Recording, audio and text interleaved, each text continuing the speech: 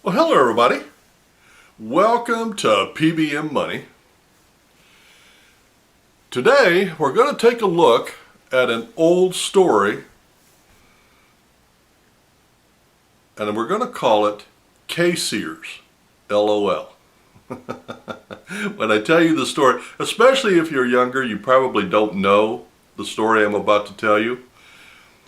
But so you ask yourself, well, if it's old, why are you telling it? Well, for two reasons. Number one,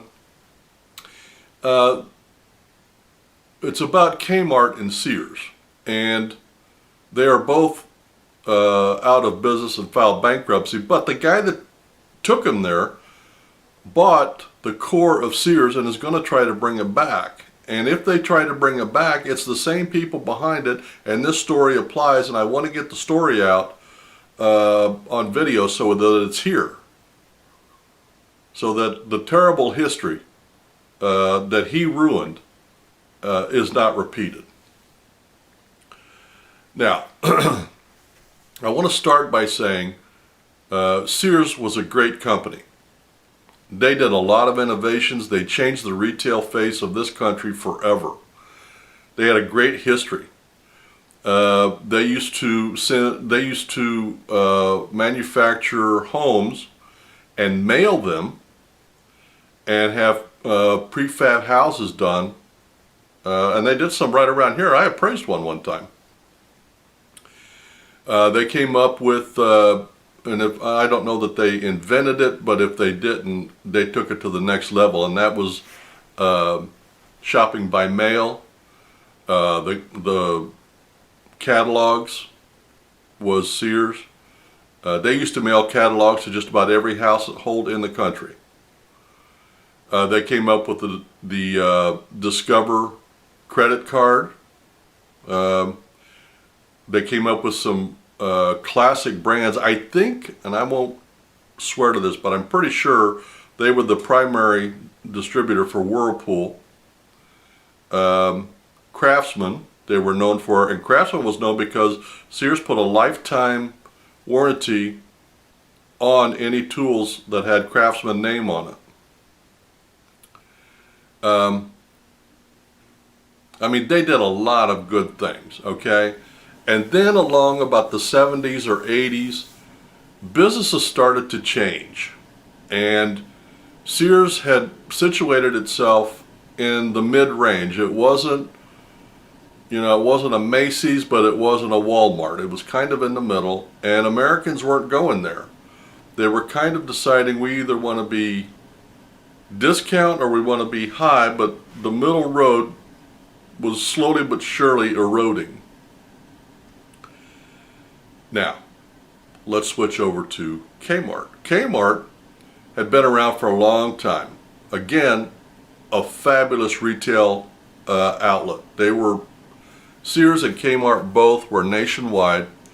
They were mega companies. K-Mart was known as a discount place. They had counters where they served food in the back of the restaurants. K-Mart was known for the blue light special. I remember the blue light specials. You'd be shopping and then out of nowhere they'd put a blue light on a pole and you could see it all over the store. And somebody would come over the announcement and say, hey, this blue light special is in the shoe department. You get tennis shoes for $5.99 or whatever it was.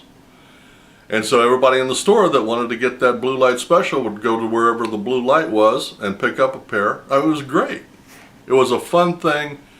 It helped their business, and it put them on the map. Their stores were very, very large, and their parking lots were always busy. And they were known as a cash cow. All right? Now,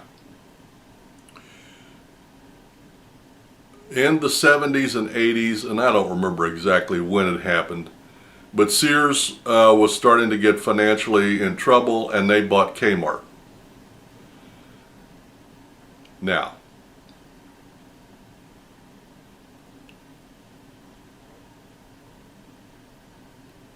I'm going to skip the next step, and then I'm going to bring this into how this affected me.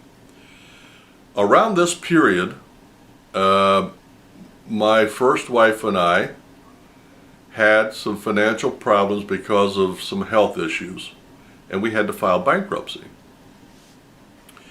And when we did that, I was scared to death. And back in those days, bankruptcy was a bad thing, okay? It wasn't just something that you did. And I fretted and I worried about paying my bills, and I didn't look at it as a way out. It was just something that, and I felt bad for the businesses. I mean, I actually, I tried really hard to negotiate with people, and they just weren't negotiating. So we had to file, and my attorney told me there wouldn't be anybody there to fight it, and don't worry about it. So we get there, and it wasn't in a courtroom. It was in a little tiny room, with the table set there and a judge at the top, which was fine. And there's a strange man there that I don't know who he is, and he, before the judge says anything, he says, "Hey, we want you to, I can't remember the word, but affirm. We want you to affirm your credit card debt with Sears." And I don't remember how much it was. It wasn't a lot. We never carried a lot, maybe $1,000. And I said, okay, I'm willing to do that. I said, but the only way I'm going to do that is if you promise that when this is all said and done, we get to keep our credit card and our credit rating with Sears. And he said, "Oh yeah, no problem." So I said, okay. So we reaffirmed our loan with Sears, and he went on his merry way, and we finished up.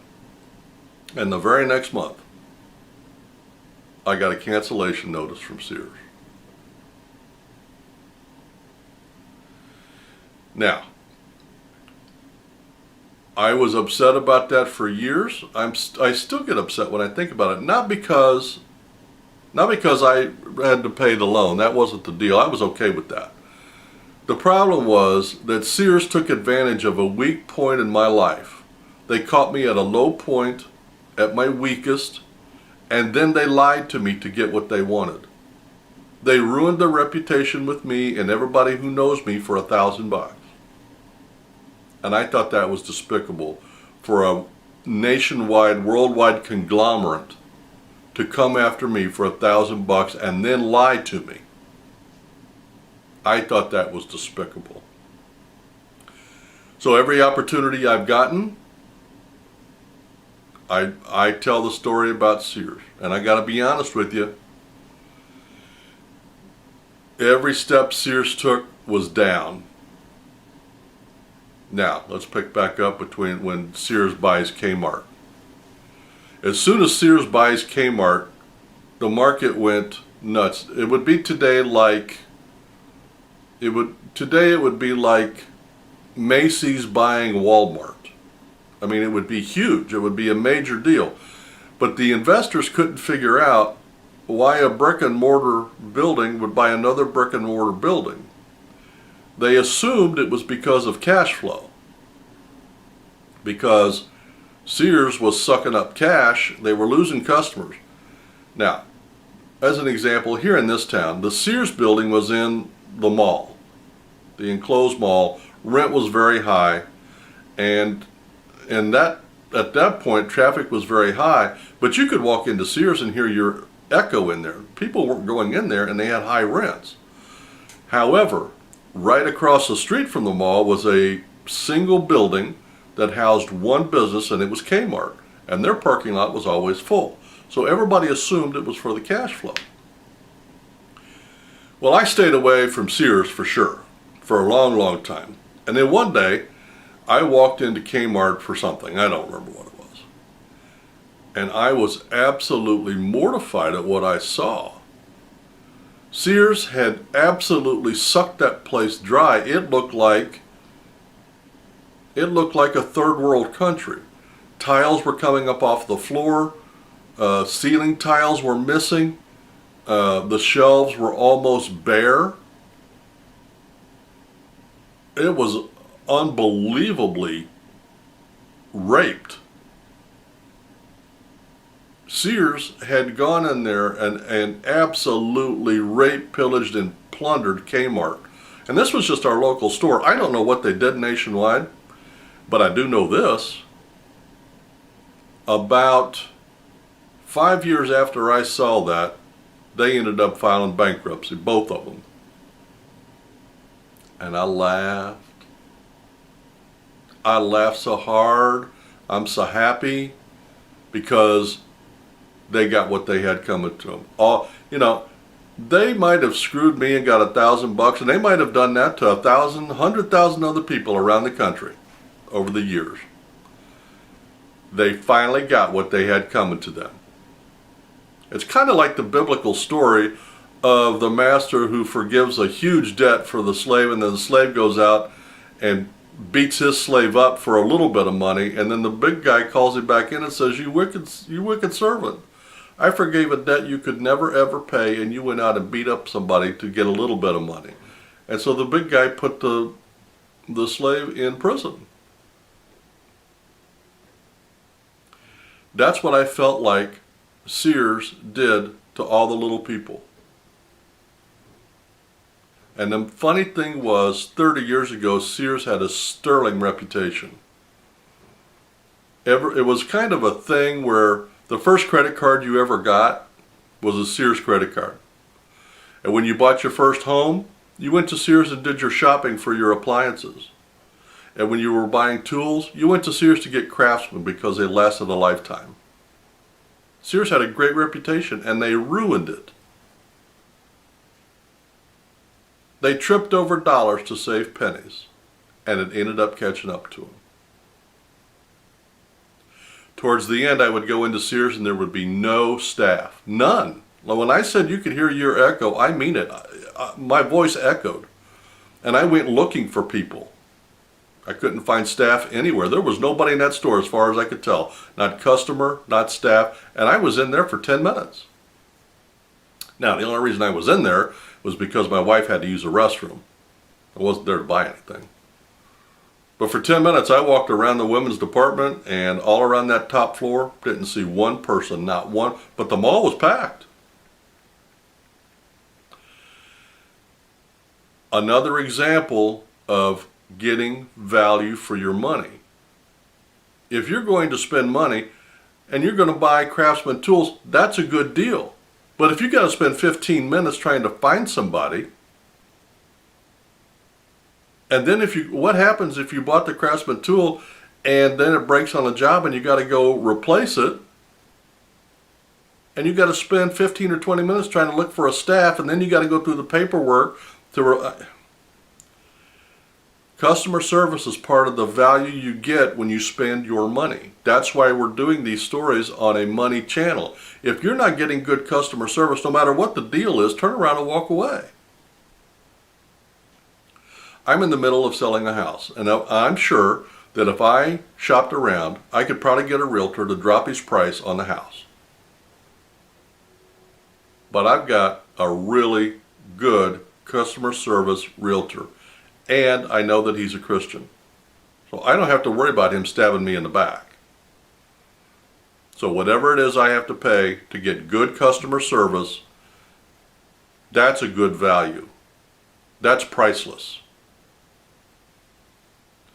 Well, the purpose of these videos is for us to demand good customer service from the places we go and the money we spend, and use our money as our vote. If you're not getting good customer service and you can't get satisfaction, don't go back. For every place that you go, there's another place that does the same thing, that is willing to give you good customer service. Insist on it. Speak with your money. We all need to band together and stand up and say in unison, we are mad as hell and we're not taking it anymore. We demand good customer service. Well, you guys have a great week and happy investing.